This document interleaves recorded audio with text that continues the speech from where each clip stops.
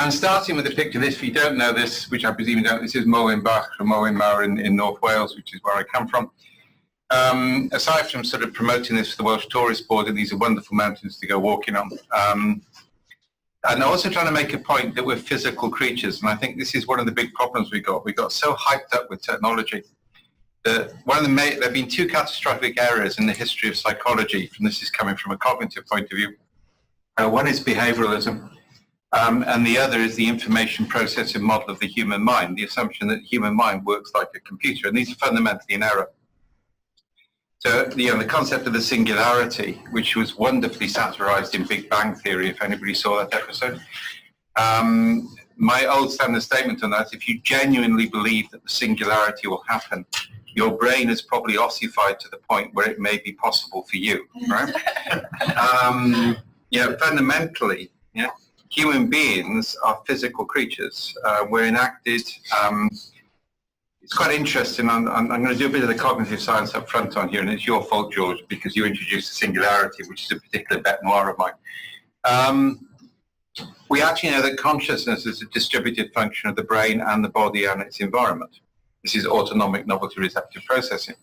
The trouble is you get this Cartesian dualism, which sort of comes about. Mary Midgley, a British philosopher, says Descartes separated the body and the mind, so there was a space for religion and a space for science. That was the reason that separation happened historically, which is an interesting speculation. But now we have this belief that everything happens in the brain, and therefore the brain can be replicated in a computer. Now, in actual fact, if you pull your hand away from a hot plate, it's called autonomic processing. It's something the body has trained itself to do. The brain lights up after the event to check whether it got it right this time. Not because you haven't got free will.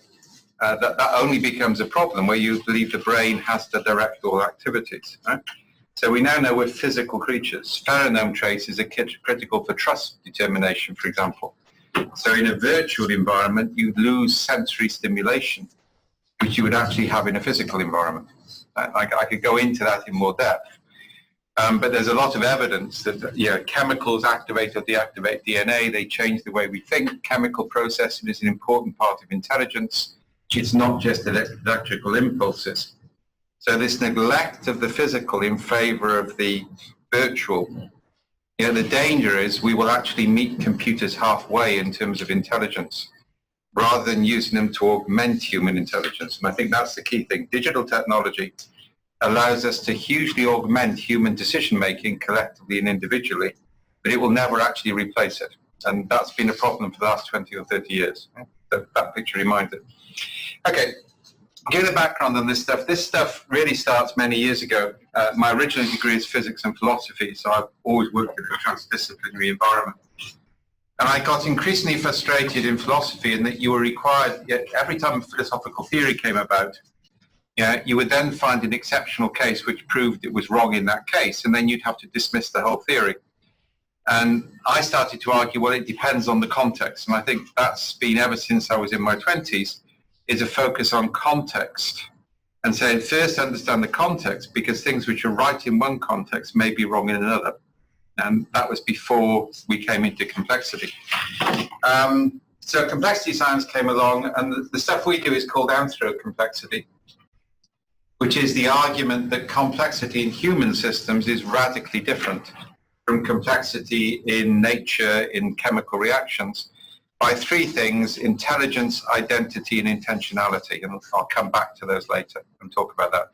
Human beings have an ability to change their world, not just to respond to it.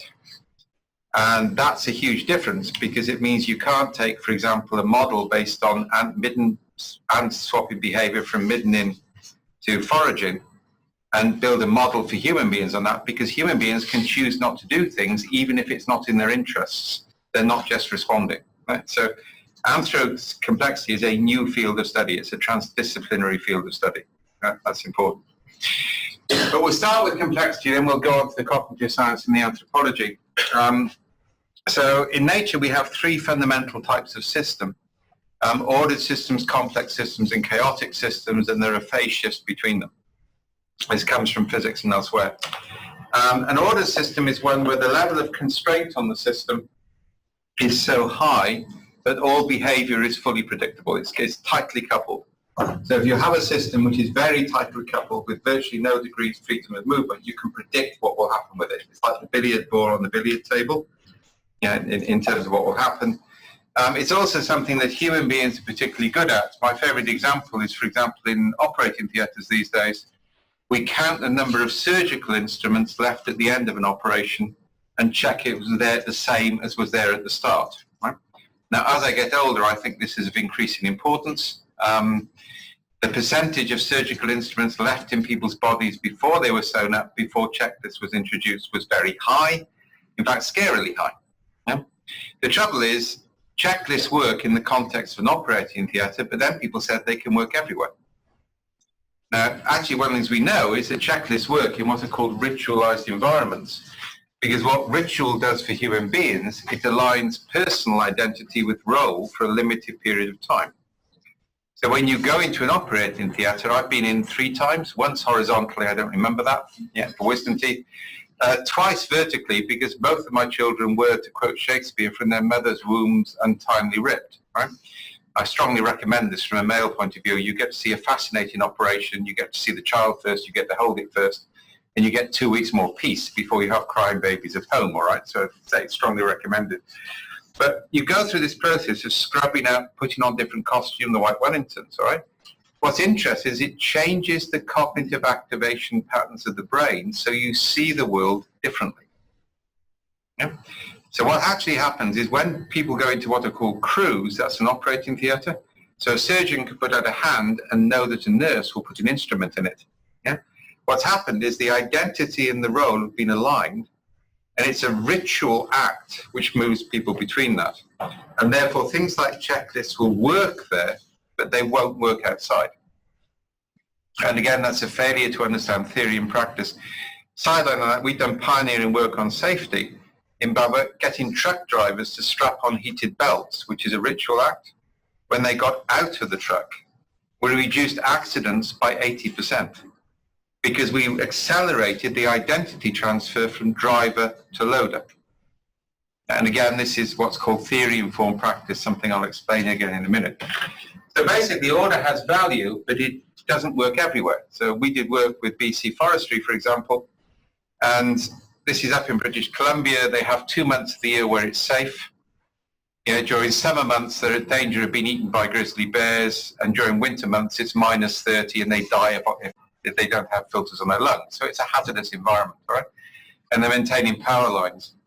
And it used to be they'd all sit on the truck at the end of the start of a job. So they all drive somewhere, all dressed up. They'd all smoke a cigarette, it was those days. And they'd talk about the job before they did it.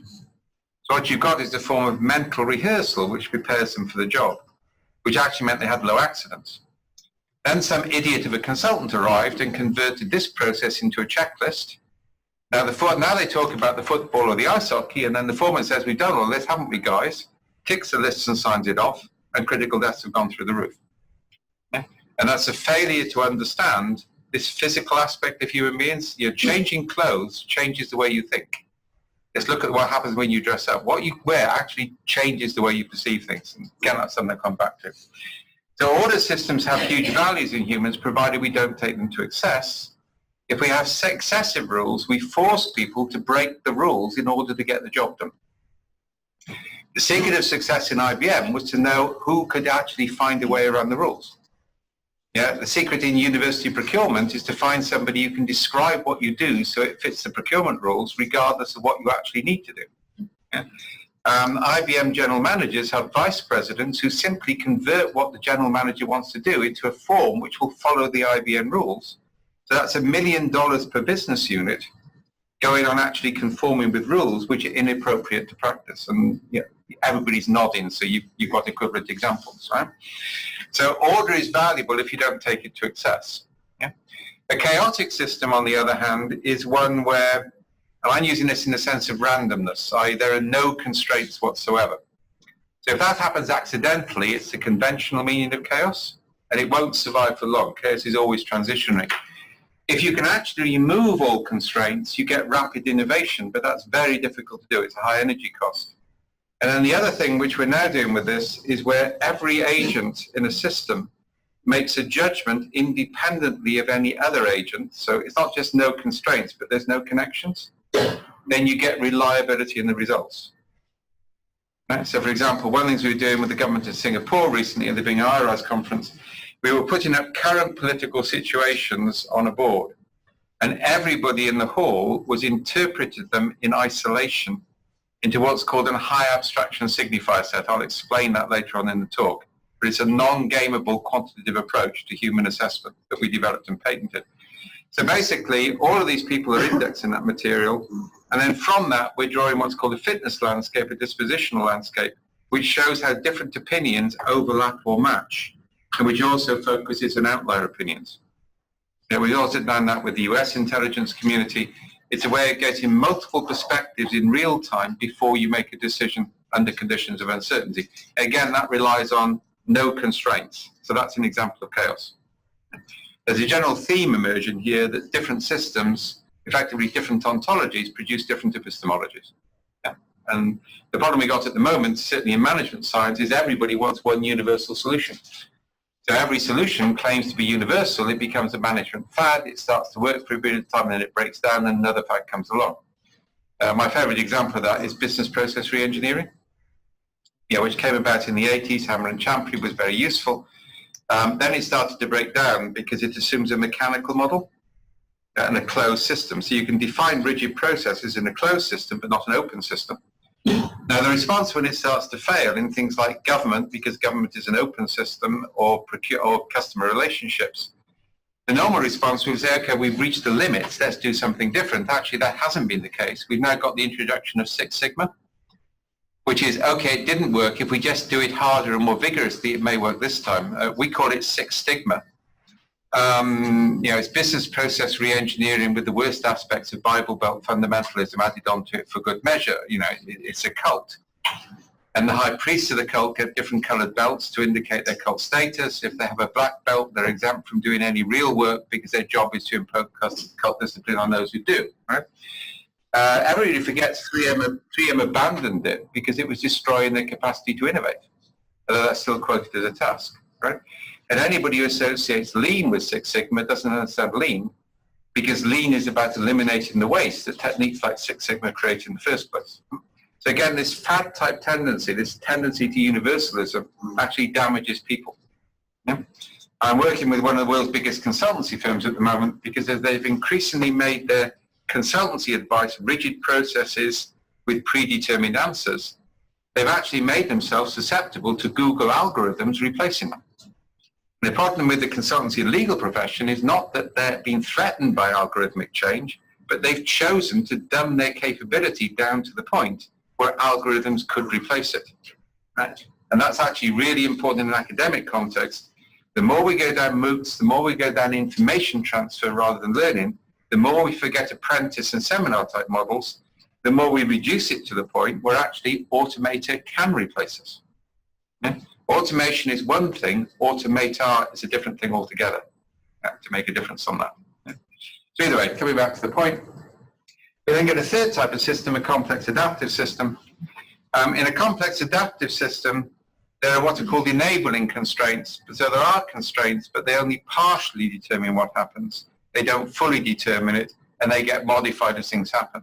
So the biological phrase for this is the constraints and the behavior co-evolve. As one thing interacts with another thing, both are changed. And the other key thing is any parent knows with teenagers, you can never reverse co-evolutionary processes. Yeah, once something has happened, you can't go back and start again, all right? You never get a greenfield site. You're always building on brownfield. Yeah. And there's multiple metaphors in that if you think about it with teenagers, right? So complexity is inherently uncertain. The irony is I can model a chaotic system with agent-based modeling.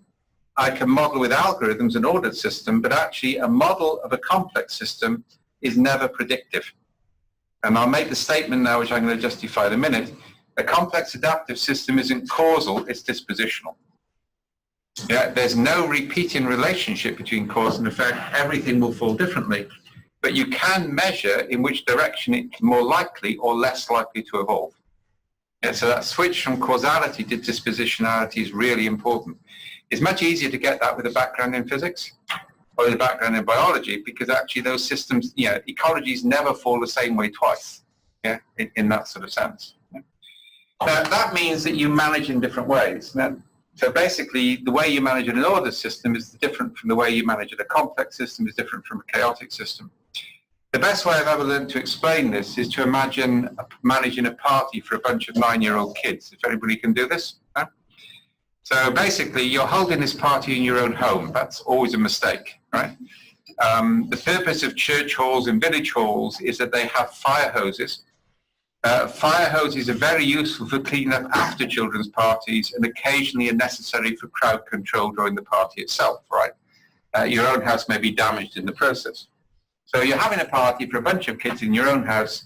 You start off by saying which type of system it is, and that will determine how you manage it. So if you assume the party is a chaotic system, that means the children are operating without constraints and without connectivity, which means they'll probably discover drugs and alcohol and go on a personal experience of self-discovery. Your house may burn down in the process, but it was socially constructed in the first place, so why are you worried about it? There's a stiletto for certain colleagues in that one. It's deliberate, right?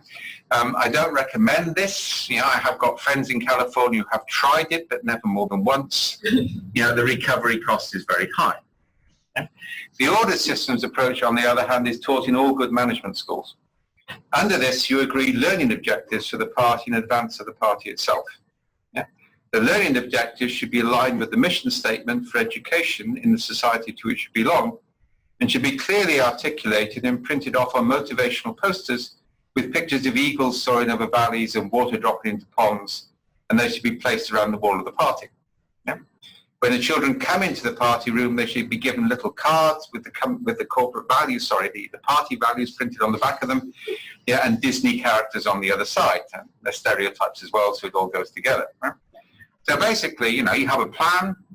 You make sure you have a plan for the party. The plan should have clear milestones throughout the party against which you can measure progress against ideal party outcome. The senior adults should start the party with a motivational videotape. You don't want the children wasting time in play which isn't aligned with the learning objectives. And then they should use PowerPoint to demonstrate their personal commitment to the party objectives and show the children how their allowances are linked to the achievement of the milestone targets. Following a highly successful completion of the party, you conduct an after-action review, update your best practice database on party management, and mandate future process improvements. If at this stage, for any remote reason, the children aren't happy, you hire an appreciative inquiry practitioner who will get them to tell happy clappy stories so they have happy mental models and suitably indoctrinated. They're like anything you put in front of them. I have a new version of that which includes mindfulness. I'm working on that at the moment, but it's not quite right yet. Actually, one thing you may not know, in Britain at the moment, we used to have ladybird books, which were like Dick and Jane stories. Just before Christmas, somebody produced ladybird books for adults using the original pictures. So there's how the wife works, how the husband works, how to go to an art gallery, but the best one is a ladybird book of mindfulness, all right? It's hysterical, all right? Strongly recommend them. Right? Either way, go back to the point. You should coming back to the story, all right? So kind of like that's order, that's chaos. The complex systems approach is much simpler, and excuse one swear word here, but it's necessary.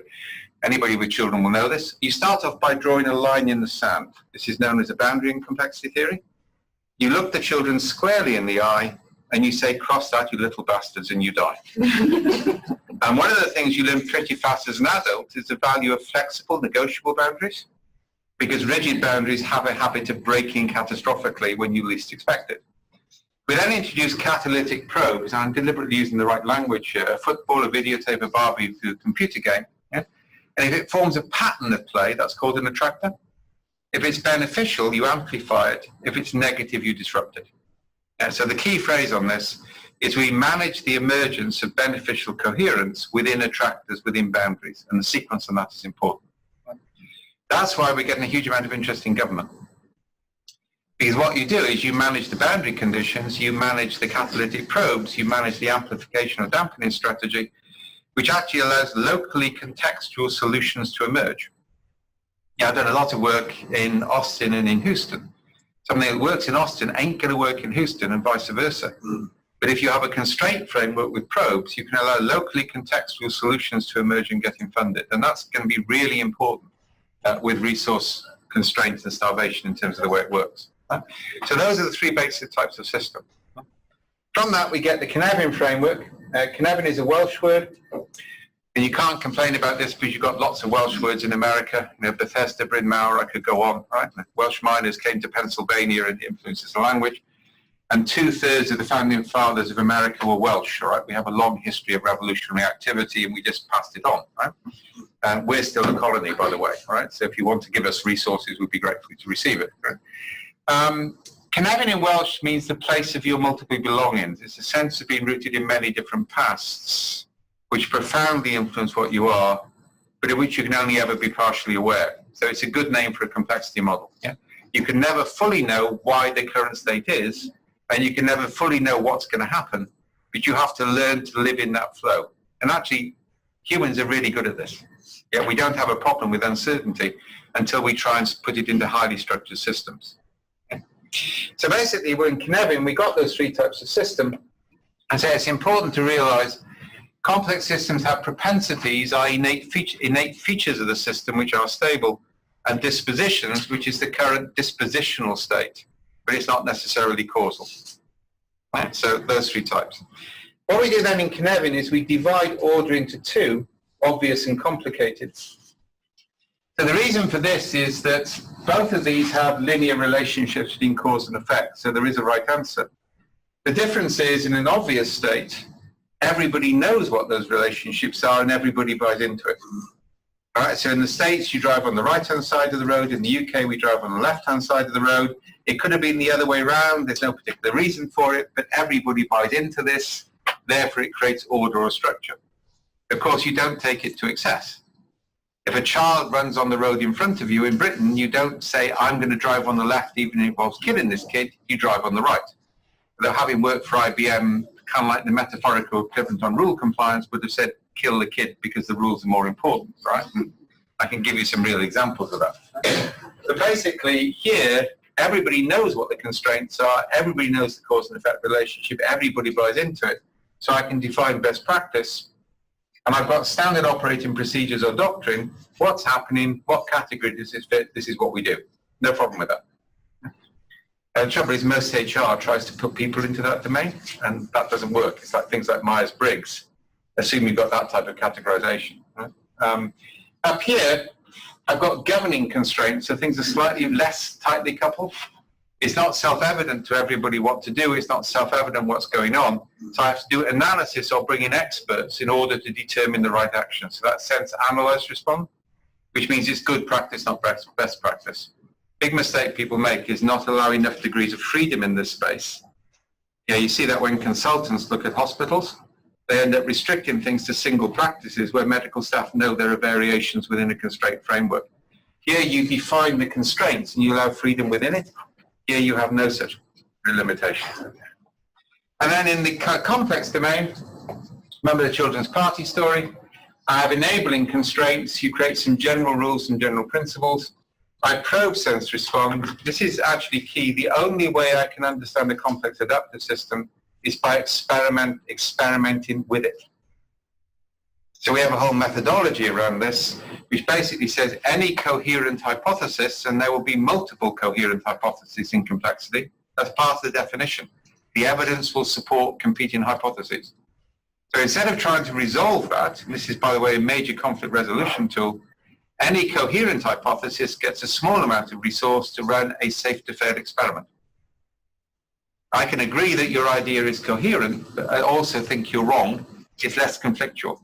In modern corporations, people have to choose one hypothesis, so they have to fight hard for the hypothesis, so they can't give it up because they put so much energy into arguing for it to get resource. Yeah, so there are multiple benefits on this. And we have some simple rules. So for example, you've got to have at least 7 of these. They've got to run in parallel, same time frame, be low cost. One should use a naive asset. Joe Denner and I once sent anthropologists from Papua New Guinea into Holiday Inns worldwide to study it. They'd never thought about business before. They thought Holiday Inns was luxury accommodation, and they didn't understand consultancy fee rates. It was good all the way around. And the paper they wrote on sexual deviancy in the kitchen was quite scary, but the one they wrote on natural authority structures actually transformed HR policy. I use a Lutheran liturgical design specialist in hospitals in Bellingham in Washington State, because liturgical design is about compressing complex ideas into memorable form. Yeah. So you bring in naivety, you bring in obliquity, so there's a portfolio set of rules, which makes it much easier for a manager, because you can say, okay, I've got this big issue. What's obvious? Well, we know what to do. What's complicated? Which experts are we going to bring in? What process to find out what's going on? And then when am I going to review it? Here, where's your portfolio of 7 safe to fail experiments, yeah, that I can monitor what's happening?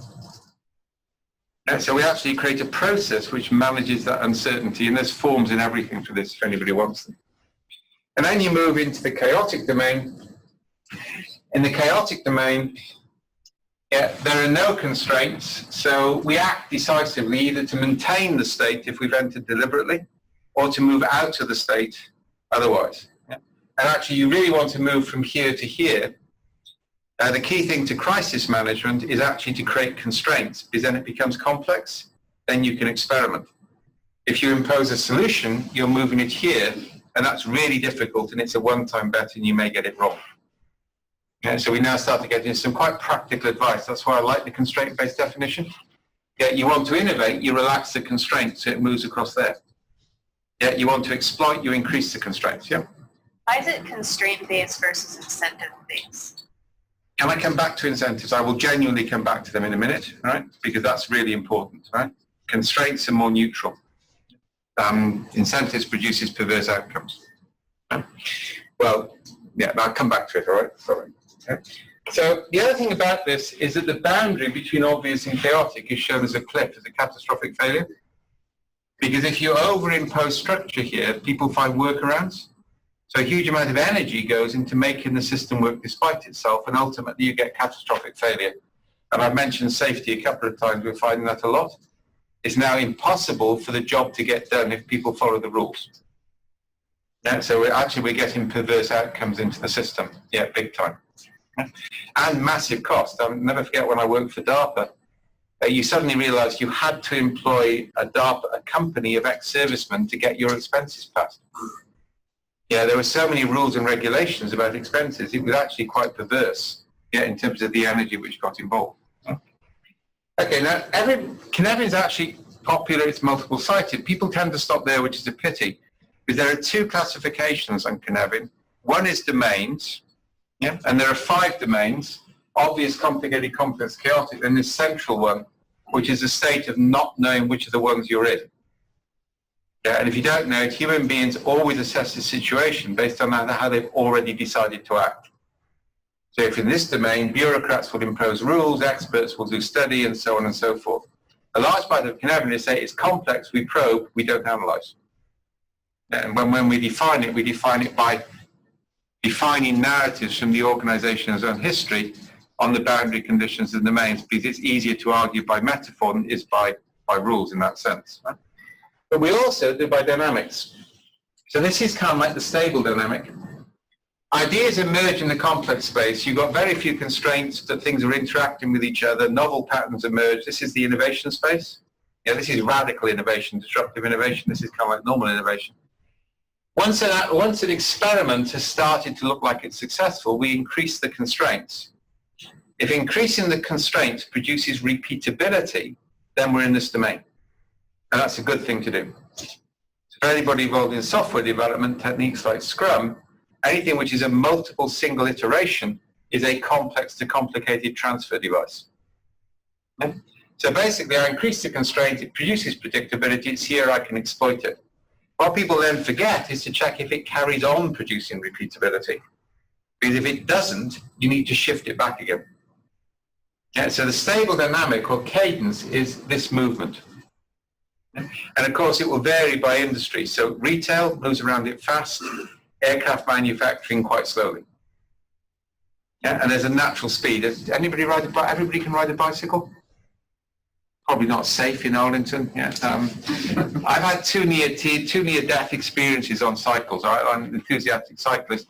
One is riding what we call a Boris bike in London. So those are the bikes for hire. Fastest way of getting around London, right? Easily. But riding a Boris bike back from the Royal Opera House at 11 o'clock at night through Trafalgar Square is, shall we say, an interesting experience. And I made the mistake of trying not to put my foot on the ground and driving, cycling very, very slowly. So I fell over in front of a bus. Unfortunately, the guy spotted me, otherwise I'd have been flattened, all right? So going too slowly is a mistake. Yeah. Equally, going too fast is a mistake. The last time I had a bicycle made for me, I do outdoor cycling, which is like 200 kilometers. You have a bicycle made for you. And this involves 3 trips to Newcastle, which is 500-mile round trips, being fitted for the bike, and it's a wonderful. I'm driving back on a beautiful summer's day, spring day, sorry. It sort of lambs in the field, blue sky, white clouds, and I'm going through the Yorkshire Dales. I can't not ride this bicycle. I'm not going to drive home. And I know there's a really good bicycle shop, so I can buy new Lycra, new shoes, all right, this is male, all right, I can do this. And so I assemble the bike, ride up to the top of the Yorkshire Dales, don't use the brakes at all. Get there 20 minutes faster than I've ever done it before, so this bike is wonderful. So I celebrate with 3 pints of Theakson's Old Peculiar. You may not know about Theakson's Old Peculiar, right? This is one of these dark, heavy British beers. Normal British beers are 3.7, 4.6. This is 9.5, right? And I realised the error of my ways coming down into Arthgarthendale. I've got the bicycle up to 70 kilometres per hour, and I'm feeling really good. And I suddenly realised there's a stone bridge and a hairpin bend, so I try and apply the brakes and realise I haven't connected the brake cables.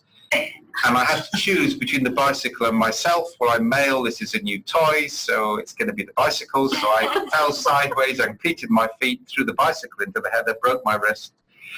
And my wife, for some reason, wouldn't come out and collect me. There was some excuse about being 8 months pregnant. I thought that was unreasonable, all right? And I had to walk 10 miles back with a broken wrist, right?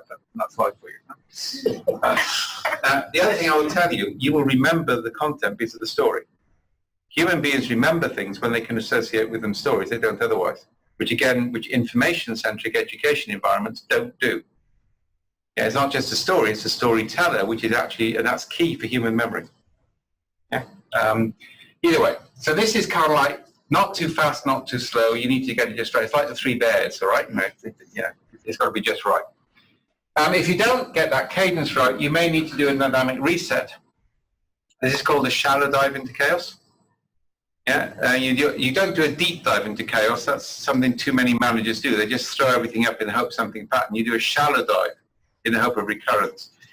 We had one of those once. We actually got partners in a major consultancy firm to fill out their own timesheets and expense sheets one Friday at quarter end. After that, the expense system was radically simplified the next day. Radically simplified, right? And again, that's an example of a shallow dive into chaos. It's also an example of a complexity intervention technique. You change the ecology so things work out. You don't decide what people should do. And that's kind of like a key approach on this. But I'd argue that's a more ethical approach. You also do get some stuff which goes down to best practice, but that's kind of like it's deliberately drawn this way. If it goes there to die. Or entropy death. There may be 90% of your organizational value. It may take 30 years to die. The point is you don't have to change it. If you have to change it, you hold it in this cadence. If you don't have to change it, you can drop it down there. But there's a very limited amount of things in human beings you can put down there. And the trouble with Six Sigma is it puts everything there. It works for core manufacturing, but doesn't work for anything which is an open system. In fact, one of the things Brasser and I did while he was still alive, we worked at the level of inefficiency an organization needs to have in order to be effective. And we can actually measure that, right? What level of inefficiency, because the more uncertain the environment, the more inefficient you need to be, because you need more variety in the system, so you've got adaptive capacity. If you over-optimize, you reduce the adaptive capacity of the system, and that's one of the problems everybody is going through re-engineering. They're destroying capability, so they're destroying their capacity to evolve. And then finally, increasingly these days, we've got what we call the grazing dynamic, which is things never stabilized long enough. This is kind of like the virtual world. Now this requires whole new approaches to management because you're managing constant experimentation. And it requires whole new approaches to business architecture. I'm doing work at the moment using object orientation from IT to actually create a new approach to actually organizational design based on small units that can assemble and reassemble within the government's framework rather than as a more traditional organization. And you can see some crazy stuff like holacracy, if anybody's come across that. Again, I mean, it's amazing, a technique which is designed to destroy authority is only succeeded when it's been imposed authoritarianly, all right? Yeah, Zappos have laid off God knows how many people. People are trying to create a universal technique again. Yeah, holacracy has got a really useful set of methods for certain types of meeting and certain types of group, but it's not a universal approach. Yeah, it's like people in education are saying now it's all about student preference, right? Yeah, and that's quite interesting. I mean, the evidence is if you handwrite, you absorb more than if you type. And people say, oh, but kids want to type. Well, yeah, kids want to do lots of things. All right? I mean, yeah, it doesn't mean they should be allowed to do lots of things. And actually, if it's going to reduce their intelligence, which it is, then we shouldn't allow it to happen. Anybody know how to use a slide rule? Remember slide rules? Yeah, we have, this thing, right? If you grew up using a slide rule, you spot errors in software code faster than people who grew up with calculators. Yeah? Because the mechanical act and the need to know the power of 10 meant when the brain was very plastic, you developed an intuitive understanding of what was right or wrong. People with abacuses are even better. Yeah, we could do a huge amount for education if we banned calculators in schools and went back to slide rules. We would improve educational capability. And at the moment, most education is information transfer, not knowledge transfer. I wrote my first essay in philosophy at university, and it came back with, this is metaphysics, not philosophy, please rewrite it. And I sent it back with, metaphysics is philosophy, please mark it, and we carried on like that for 3 years. I now had to coach, well, I was going to join the Jesuits, so I had a certain amount of power behind me, all right, I could play that card. But basically, you got a really good mark. I remember writing a mark for ethics, and I actually kind of like ignored the question and wrote an essay around the subject, and I got an A+. Now, it would be a 0. I had to teach my daughter that. You have to write to the marking plan. It's not to actually be knowledge, it's actually to write, to regurgitate, to write to the marketing plan. And we're destroying a whole generation. These days, things that we did at school now get done at university. And things we did at university get done at master's level. You're not allowed to be original until you get to a PhD level. Even then it's dubious because of the qualitative methods. And of course, by the time you're in your late 20s, you've lost that innovative capacity anyway. It will come back in the 40s if you don't know that. The brain is plastic under 25 and over 40. As it suffers trauma. So innovation post 45 is synthesis and integration. Innovation under 25 is flashes of genius. Yeah, the group between, kind of like whatever pattern they grew up with, they carry on applying, unless they suffer trauma. By the way, we're doing work on that, pairing grandparents, older employees and retired employees with new trainees, because the grandparent transfer is the most effective knowledge transfer. Yeah, you can see that in primitive societies. So it also means, coming back to this, we need to monitor turning points. So this transfer point is key. Should you keep it on a grazing dynamic, i.e. you can't afford to stabilize it, or should you try and force a stabilization? Yeah. When you get to this point, should I shift it down here, or have I become complacent, I should shift it down there. Yeah. And then if I decide I'm not complacent, I should do a double check down here.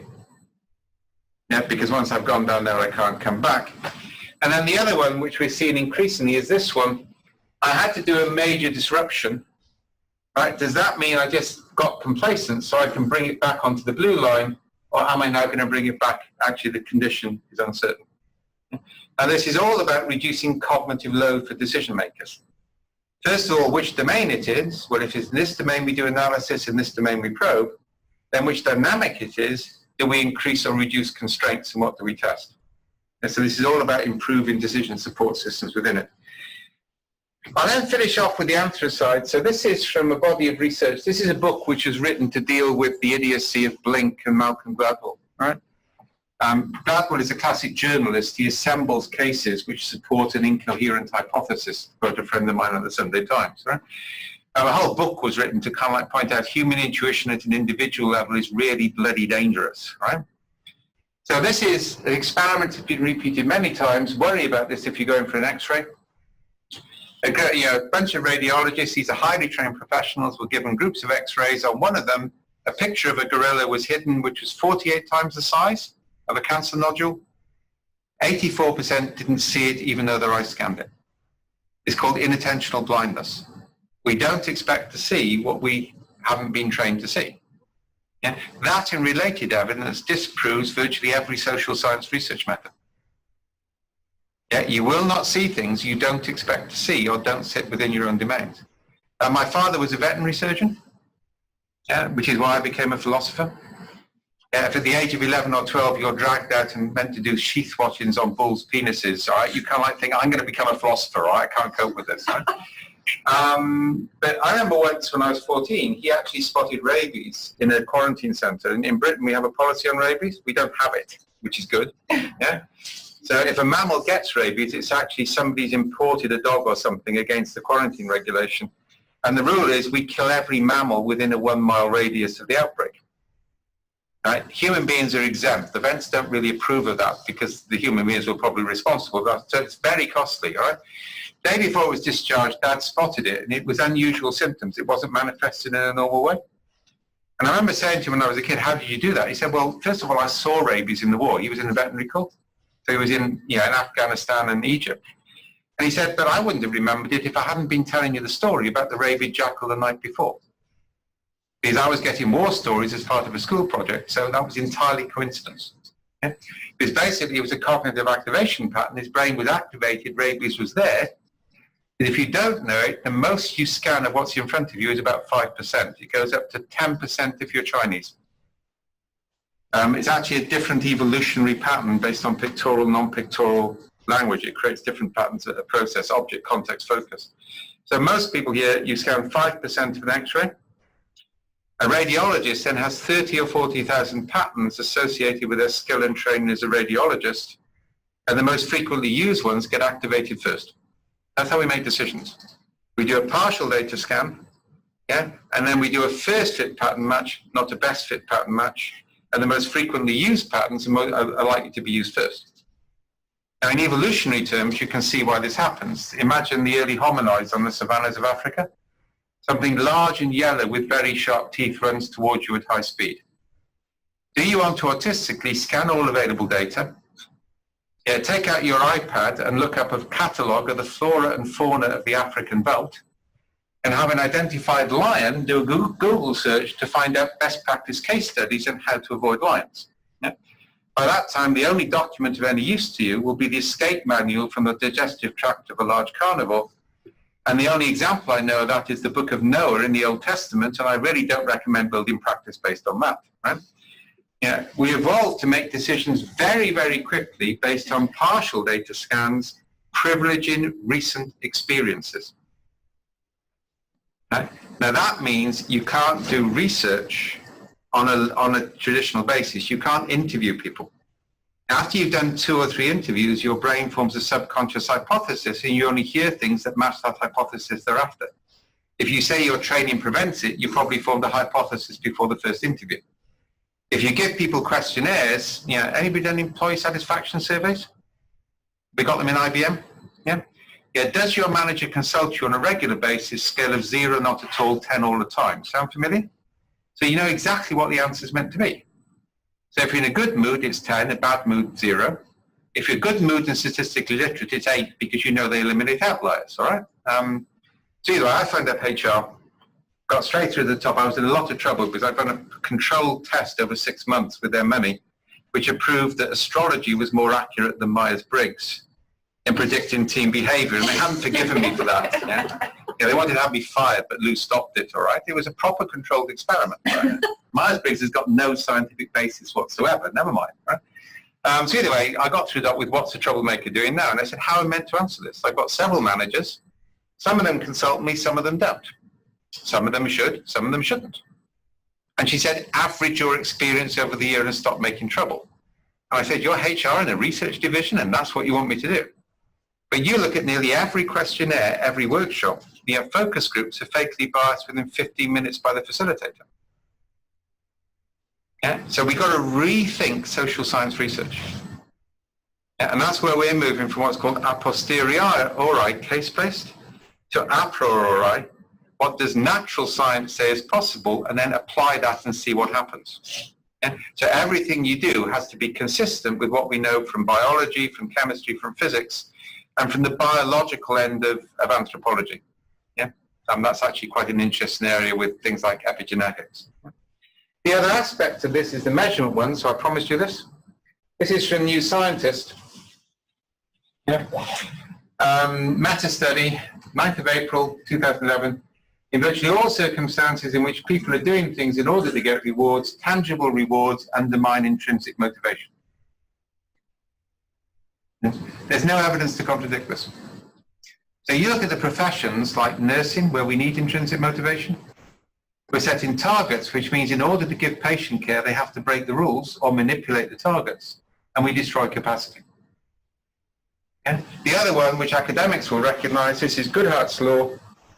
Any observed statistical regularity will tend to collapse once pressure is placed upon it for control purposes. Marilyn Stratton, great anthropologist still alive, said when a measure becomes a target, it ceases to be a measure. How many papers do you have to publish in one-star journals? Yeah. Basically, a good measure has been made a target and now produces perverse behavior. And the other point is research has been commissioned to support ideological positions. Yeah. We've seen that, I was looking at one UK case my daughter was involved in. The restrictions placed by government on literature search meant that actually only one conclusion was possible from the research. But once that was written, they would say they had evidence-based policy. Actually, what we're doing is not evidence-based policy, but policy-based evidence, yeah, in terms of the way it works. So we've got a real problem on this. Yeah? We don't want to get rid of measurement. We don't want to get rid of evidence, but we need stuff which is appropriate to the nature of the system. And complexity is different. So the approach we based on that is either called scalable or distributed ethnography. So it starts with one basic principle. The fundamental sense-making units for humans are what are called micro-narratives or micro-observations. So it's the water cooler stories which determine culture, not what people say in a workshop where they know what you want to hear. Yeah? We want the day-to-day stories of the school gate, the water cooler, the beer after work. Those are kind of like the primary sense-making units. Yeah? Observation is even better because observations are descriptive, and I'll make this point several times. Description opens up possibilities that evaluation doesn't. The longer you can describe and the later you evaluate, the more possibilities for intervention open up and the less bias you get. Secondly, meaning doesn't reside in text. I'm doing work with quite a few big data analytics departments because they know the limits of data analytics, but some people have been seduced. This is the third time in my life I've been through the big data hype. It's one algorithm to rule them all and in the darkness find them, right? It ain't going to work, right? There's a lot you can do with text analysis, but what we can write down is about 5% of what we know, which is actually reducing kids to information environments is to actually radically reduce what they could know. I know more than I can speak more than I can write down. And so any data analytics is limited. So we actually need to gather more than that. We need pictures, we need voice, we need all sorts of stuff in terms of the way we work on it. Yeah. Thirdly, we have a significant problem with big data and social media. I'm doing work at the moment on ISIS, on de-radicalization, just starting 2 new projects in the Middle East. Yeah, the fundamental problem we've got is social media being used to manipulate people. Because there's no statistical sampling, it's who's got the most money to generate the most algorithms, to do the most human intervention. You can't trust, anybody who knows Roman history would know Cicero's complaint about the fields of Mars. And if you don't know that, go and look it up. I'm not going to explain it because I believe people should have a proper education, all right? But we've got, social media is the field of Mars at the time of Cicero. Yeah? Okay, we'll see who looks that up later. So one of the things we do, so go back, this is from one we're doing on decision mapping. So instead of saying what was the right thing to do in this decision, we say, this is something we're doing on 360 feedback at the moment. So 360 feedback, which is common in companies, is a big annual traumatic event with lots of pseudo-psychological input and lots of judgment and lots of evaluation. It causes massive trauma. And if you're in one of these and you haven't learned to game it by now, you probably don't deserve to survive anyway, all right? Deals were always made on this in IBM. We've done something different. We've said any manager can actually register on the system for $150. They can ask any number of people to tell stories about them on a continuous basis. Yeah, micro stories, micro observations. They can withhold the story, but they have to share the indexing. Yeah? And then they index it, and this is something we developed and patented. It's actually quite simple, which is why we had to patent it. So they said the decision was made, acting intuitively, analysing logically, based on principles. Now what we've got is 3 balanced positives. So the respondent doesn't know what the answer is, and I've moved up a level of abstraction. I haven't got time to go into this, but human language evolved from abstractions, not from naming things. Yeah, cave art comes before language in humans, which is why human language is so sophisticated, because it works at a metaphorical abstract level, which is why, again, you can't trust text. Text is just a contextual, concrete realization of something far more abstract. Now, I'm doing work at Quantico at the moment on metaphor-based command languages, where you literally use 3 words to instantiate a memory to actually determine action. Yeah, so that's abstraction level. So this is now looking at the overall pattern for the company, color-coded by division. So from a HR point of view, you see we've got a problem. Yeah, logical stuff we're good at. Yeah. Principles, we kind of like got capability, but some people will be challenged, but God help us in a crisis. Yeah. So what I've now got to do is start to shift my narrative. So from a leader's perspective, and I'll show you this one in Arabic so you don't get confused by the thing. So one of the ones we use for leaders, yeah, I've shown this earlier, is the leader's behavior was analytic. Well, actually, I showed you that one, so it's the same principle. So basically, the leader says, I don't want to be in the extremes here.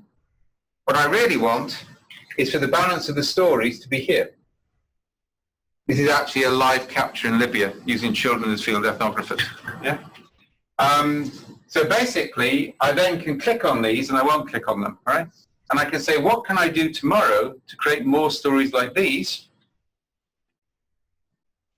and fewer stories like those?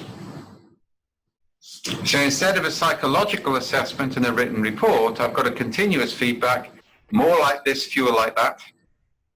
Anybody can understand that. That's a whole new theory of change, yeah, in terms of the way things work. For counter-radicalization, I can now sit down, and we did this in Libya, and say, what can we do to create fewer stories like this, more stories like that? And I can engage a huge amount of the population without the ideological overlay which comes with traditional counter-radicalization measures. So starting to pull this towards an end, yeah? So abstraction is key, description, more evaluation, and that. So to give you an example, this is actual capture. This is stuff we've been doing in Victoria in South Wales. So basically, people are entering a story, recording a story, taking a photograph. We actually refuse to use video because video tends to be evaluative. Yeah, we want instant records. Yeah, and then as you can see, people are interpreting it in real time. And for those interested, we're now doing this for continuous journaling of a sample of students at Bangor University, where my centre is based. So we're taking 10% of the population on entry, and they write a story every day about their student experience, which they index. So we can see patterns early on in their days, rather than waiting for sort of an annual survey. And that's potentially transformatory in terms of what it does. We're doing the same with kids at school. You probably got this problem, but it's never reported. We have a massive problem with teenage suicide in the UK at the moment. There's an agreement not to report it. But by getting people to keep journals of school life, we can get weak signals which indicate potential suicide clusters. The essence of social science research is you approach things indirectly, not directly. Because if you approach things directly, people know what you're looking for, so you can't trust the result. Yeah? This then shows 2 communities. This is about public health. And now we get to the particular stuff. You can see in this community, taste is a significant factor. In this community, it isn't. So instead of working for global programs which are average, we can now focus interventions which are appropriate to each community. And that's real-time feedback loop. And then this is using fitness landscapes from evolutionary biology.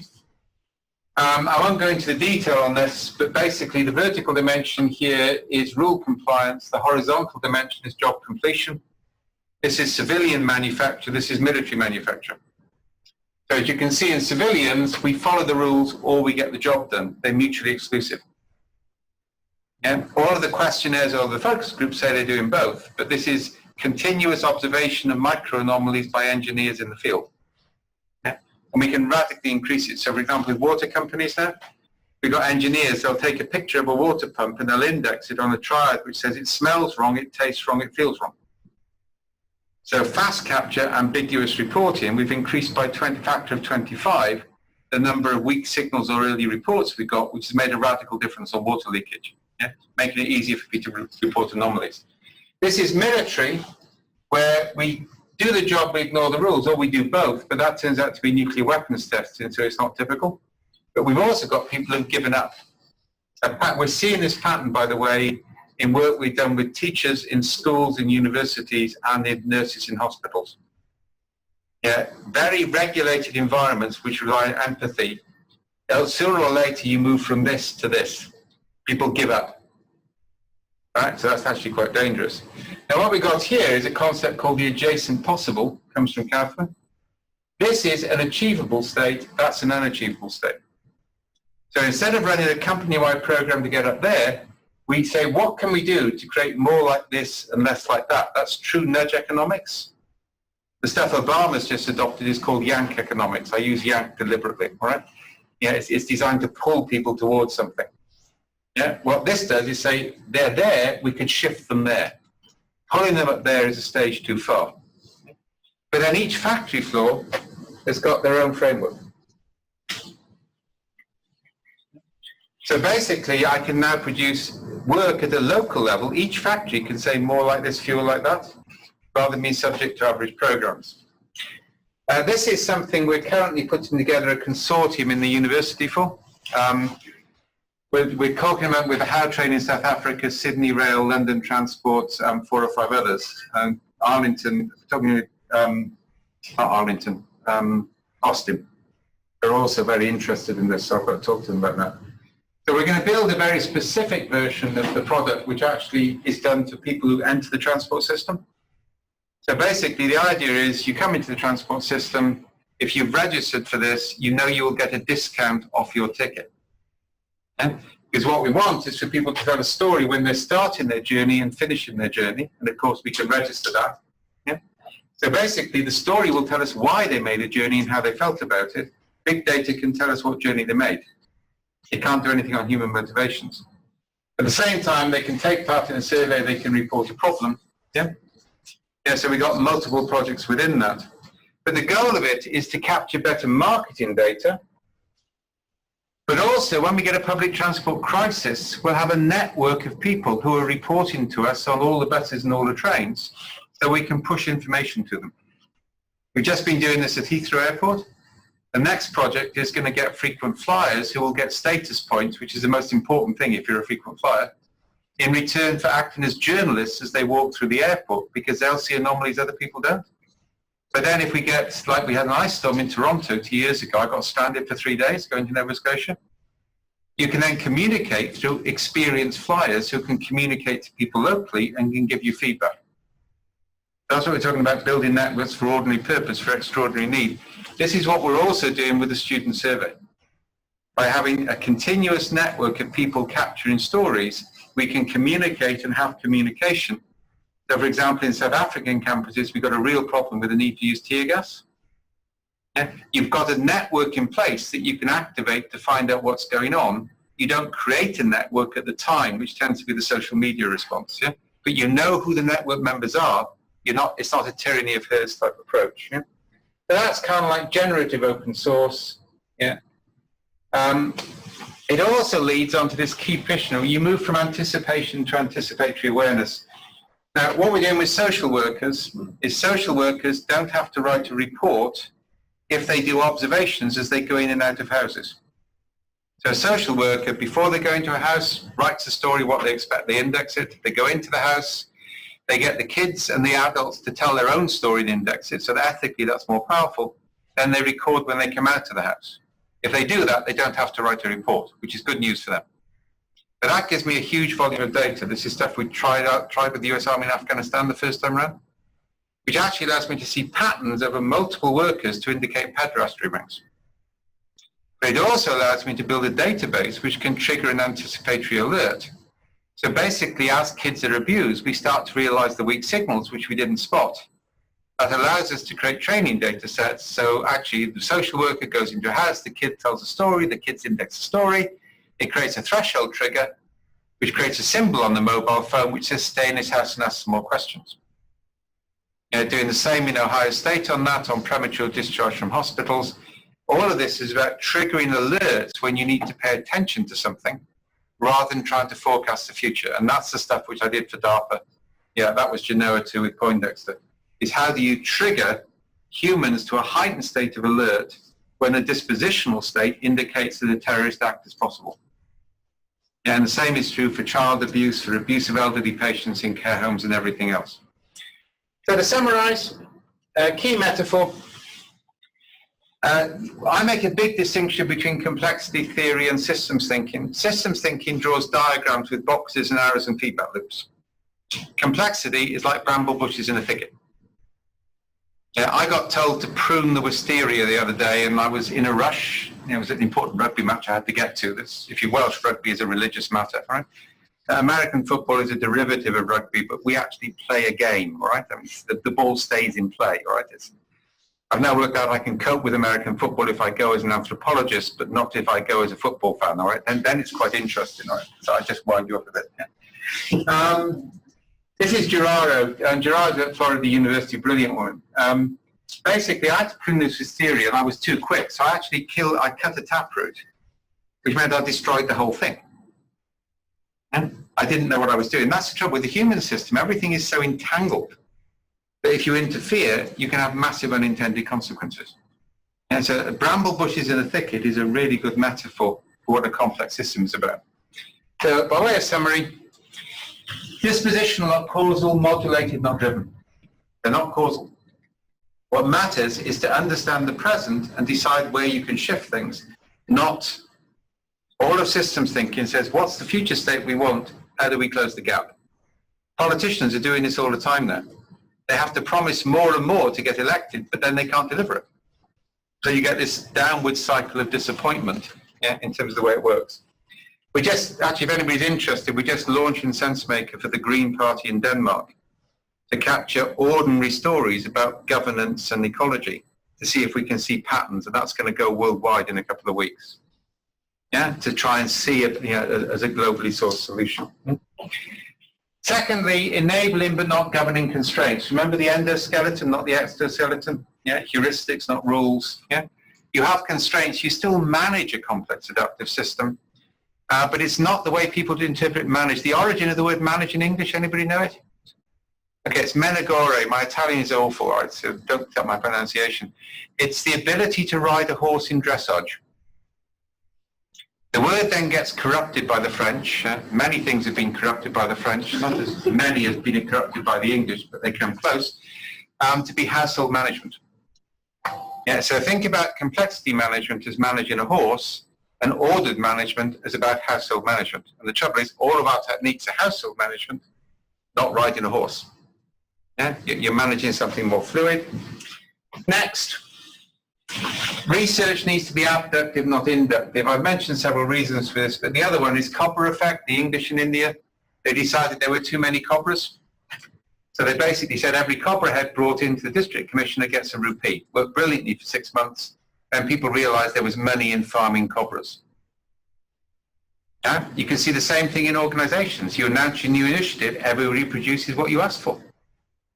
Yeah, research funding is the same. Government announced a research program, everybody used find and replace to change to use the current buzzwords, right? That's cobra effect. Yes. Butterfly effect, the famous cliche, a butterfly flaps its wings in the Amazonian rainforest and causes a hurricane in Texas. Guys, I know Texans, I've been coming here for years. If butterflies were causing hurricanes in Texas, you'd have subject them to military action with extreme prejudice, all right? Yeah, the point is something very small combines with other small things to uniquely create a major phenomenon. All of these management initiatives based on limited case studies are butterfly effects. If you run a pilot program, you put your best people on it, so it's going to succeed, which is Hawthorne effect. Anything novel produces good results the first time round. And we're building whole practices based of not understanding those basic phenomena. Yeah?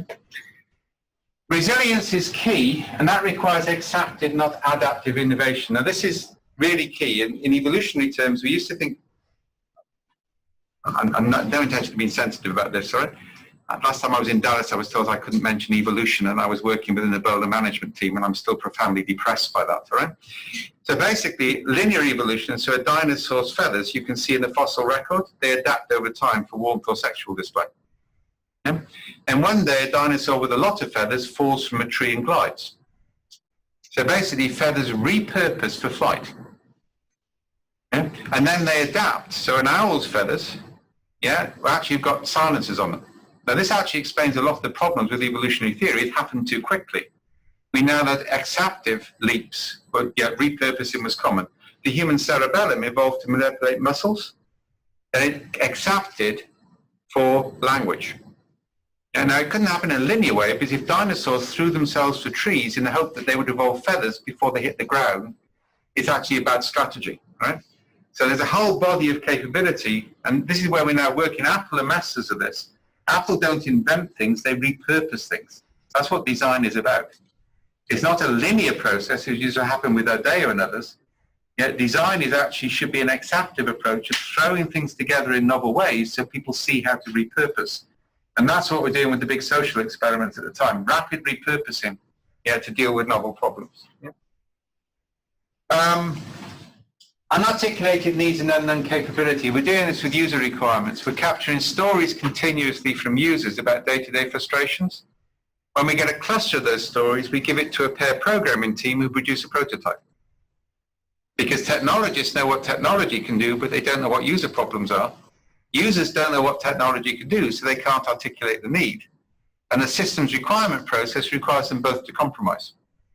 So by continuous capture and association, we can rapidly improve the funnel. We're seeing that as one way we can handle education initiatives, is understanding patterns as they emerge and doing small things rather than big things, yeah, to actually change it experimentally. And then finally on this one, scaling requires imperfect copying.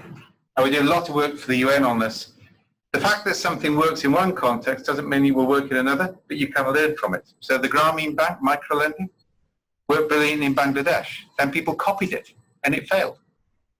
Because they were copying a 30-year process reported by people who knew they'd succeeded, who were getting Nobel Prizes. From a matriarchal context in which debt repayment is a part of society. You can't translate that to a patriarchal context in Africa and make it work. And we did a big session in New York. We pulled in a whole body of academics on this, and we've got a whole theory now about how you scale complex adaptive systems. You scale them by decomposition into coherent objects, and then you allow those objects to reassemble in different combinations in real time. Yeah. And with some of the programs we're now starting to run, is to allow that sort of thing to happen. How do you scale success from one community to another? You can't scale it by imitation. Yeah. So complexity, from my point of view, or particularly anthro complexity, remember those three things? Intention. Human beings do things intentionally. We don't just respond. We have intelligence, which means we can understand and manipulate the world around us. And we can move between identities without thinking about it. And now those three alone mean you can't model a human system. Yeah? Unless, to quote Murray Gell-Mann, you get the system to model itself. And the micro-narrative research means the system is modeling itself in real time, so you're intervening with the model.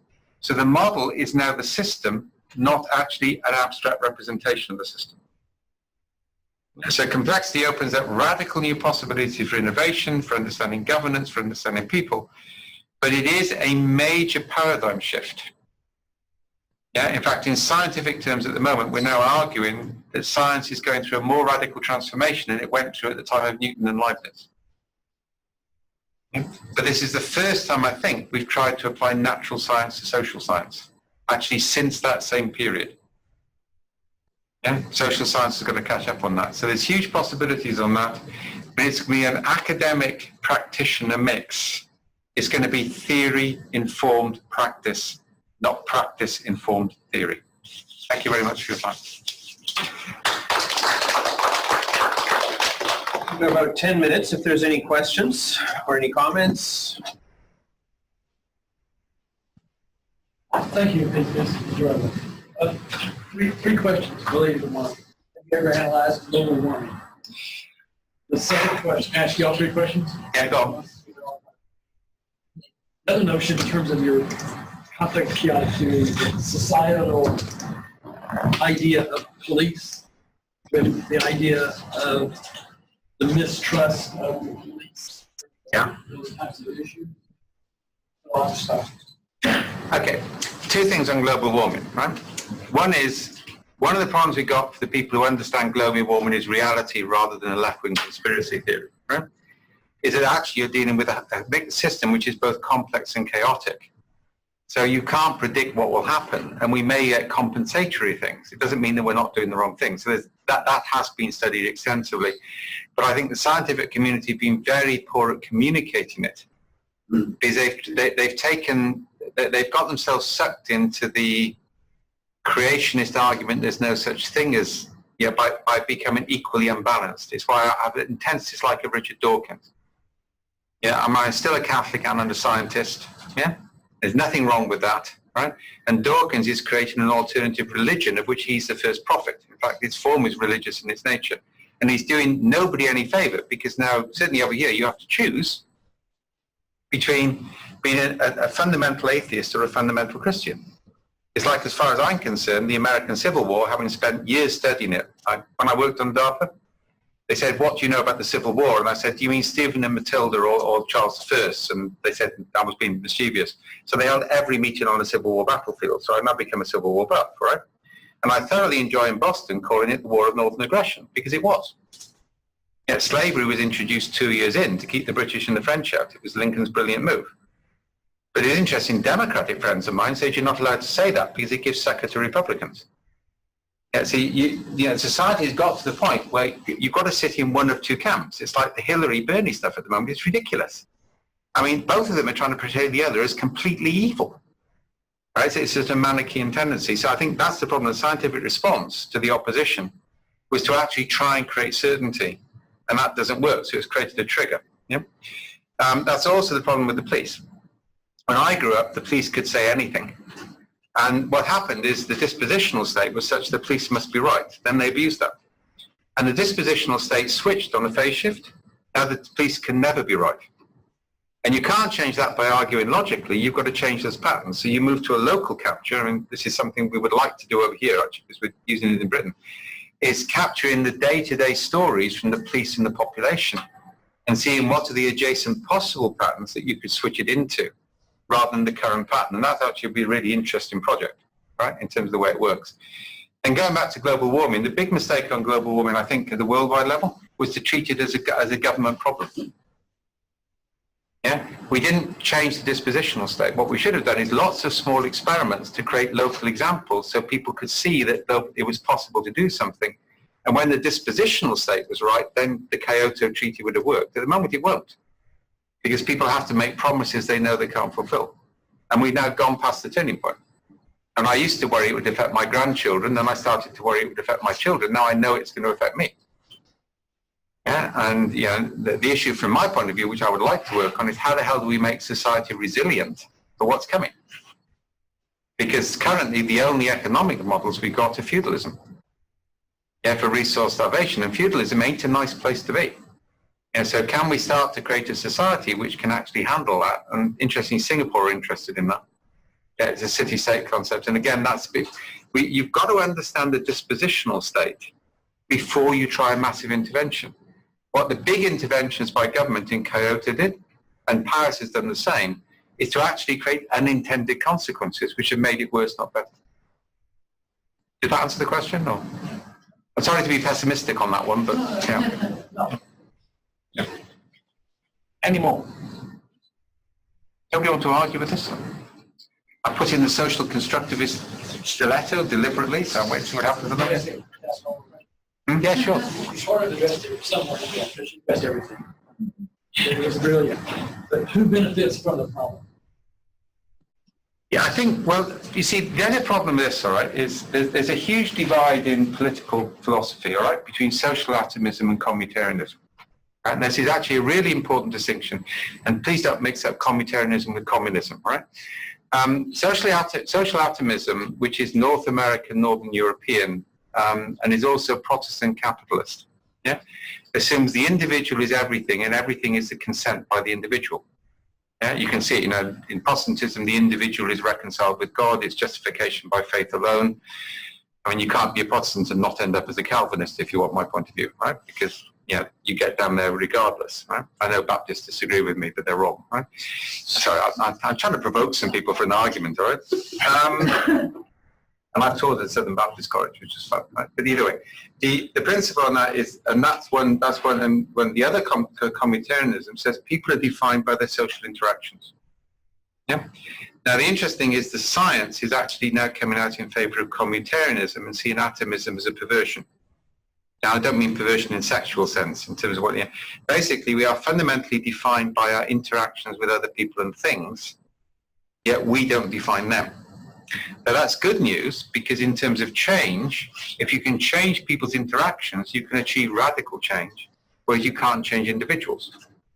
I had this big argument with Peter Senge, because I called him a neo-colonialist, which for some reason he got upset about. But he's trying to say what people should be. And I said, you can't change, if you keep changing people, it's an excuse not to do anything. It's just like the extreme evangelical Christians. The world won't be a good place till everybody comes to Jesus, so we will just focus on bringing people to Jesus and to hell with what happens in social conditions. Yeah. Then he said, well, it's easier to change a person than change a system. And I said, yes, it is, but you've got to change 1 million people. That's bloody difficult, right? Which he didn't like, right? By changing the way people interact within communities and with things, which is what we can do with the dispositional state, you can potentially achieve more radical shift in people faster. Right? And I think that's what's important, because then it's not about individual incentive, it's about what a community needs. And the great irony I find studying America from outside is the Tea Party are socialist in their day-to-day practice. And it's actually quite interesting when you get done. I go to church with Mary in Connecticut.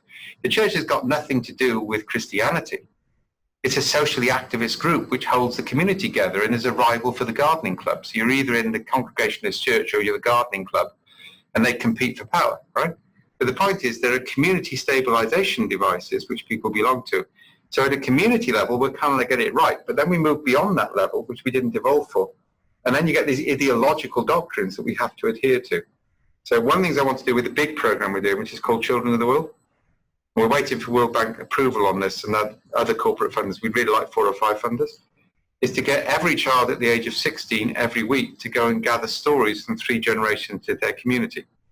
The stuff we've already done in Colombia, Mexico, Libya, Pakistan, UK, we know we can do that. Because what that does is it creates a worldwide narrative database which gives real-time response to government about what's working or not working, and creates a validation mechanism against the sort of ideological frameworks that people place. Because if you deal with people's day-to-day reality, people tend to be quite humane. It's when you disintermediate them and things are happening at a distance that the bad stuff happens. Have I managed to provoke somebody finally? I have a small question. We're both from education. Yeah. Came from K-12 backgrounds. I wanted to go back real quick just to what you said about school, your critique, I guess, of schooling, and I don't know if you meant K-16 or K-12, being informational driven. What do you think about unschooling, like the complete 180 opposite of traditional schooling? It is a classic pendulum switch. I mean, both extremes are wrong. Yeah, I mean, people don't do the basic science. So, for example, learning your tables when you're young is good for the brain. We had to learn a poem every week. Yeah, that actually is huge for cognitive development. We complained at the time. Right? So the idea that people can choose how they learn is actually a bad idea. When people get to 18 or 19, maybe. Right? But there's a responsibility in each generation. The apprentice models don't allow apprentices to do what the hell they want. It's the most effective form of knowledge transfer. Right? So I think we need a variety. I mean, information access is wonderful. I would not be without Go.go. I don't use Google because for various reasons. Right? But the fact I can access information easily is interesting, although it is becoming more problematic. It's actually been quite interesting for this American election. I can't trust Facebook anymore. The last American election, Facebook was quite useful. Now it's impossible. Yeah, because it's all polemic. Yeah, there's no neutral source on it, right? And social media is becoming more and more of a problem. Everybody forgets these things have 10 or 15-year lifespans before they start to break. Right? So information centricity is very useful to be able to do it, but if I don't learn to write, if I don't learn physical interaction, if I don't go into a lecture and listen to people, there's a whole body of learning which is lost. So I think it's a balancing act we need to do, and I think the danger and the other problem is that the targets people are set, is we don't trust teachers. So basically people have been told to teach to a target. So in the UK at the moment, we've got teachers leaving to become management consultants because it's less stressful. Because the work they have to do to create teaching plans, conform with teaching plans, random exceptions, hit league tables. I mean, Cameron went, our Prime Minister, I have no truck with him whatsoever, right? He went and said, we want every school to be above average. And you say, well, what's the quality of your schooling if you think everything school can be above average, all right? Yeah, and for Christ's sake, he went to Eton, all right? That's appalling, right? So I think, we're not trusting people to make judgments. We had an English teacher. I mean, my mother was a problem on this because she was a scholarship girl, right? So she was born above a whorehouse and got a scholarship. Went to university in Germany in 1947 and had to wear a passport around her neck so she wouldn't be raped by British and American troops, right? So education was the be-all and end-all. This is the Welsh tradition. I had to read Shakespeare by the time I was 11. And she made me read the entire Bible. I mean, the whole family was atheist, yeah? So I had to read the Bible because I wouldn't understand European literature. I then became a Catholic by way of revenge, all right? But that's the rebellious side of our family coming through, all right? But just to continue, I'm trying to make a point here. My wife had a real problem with our family because I forgot to tell her what happened when they decided they liked you. So if we were polite to you, then we weren't sure. The day we decided we liked you, the first time you advanced an opinion which we thought we could remotely argue with, the whole family would turn on you and see if you could defend it or not. And it was considered a game. And I forgot to warn her about this, right? Which creates the year of hell, all right? And it still hasn't quite gone away. But the concept of debate is key. Right? Now, it's also debate as a game. When I was at school, debating was a competition. Yeah? And I was captain of debates. I was also captain of rugby. That was not considered unusual. Yeah? The assumption was there wasn't a jock-nerd distinction, kind of like it was both. If you were good at one, you would be good at the other. So I was captain of both. Right? So I'm captain of debates. We'd grown up in this tradition. We debated every week from the age of 11. And we won the schools tournament. And the prize was to actually come to Boston and debate with the winners of the US Schools Tournament, which was hysterically funny, all right? So 18-year-olds would come to Boston. We meet the other team, and they were a Boston preppy school. I didn't know about Boston Brahmins then, but these are all potential Boston Brahmins. So we went down to Back Bay to have a drink with them and decided they were as bad as English public school types, all right? But we said, okay, this is cool, so we can get drunk all week. They said, no, because we get the motion tomorrow and we prepare for it. We said, we don't prepare for debates.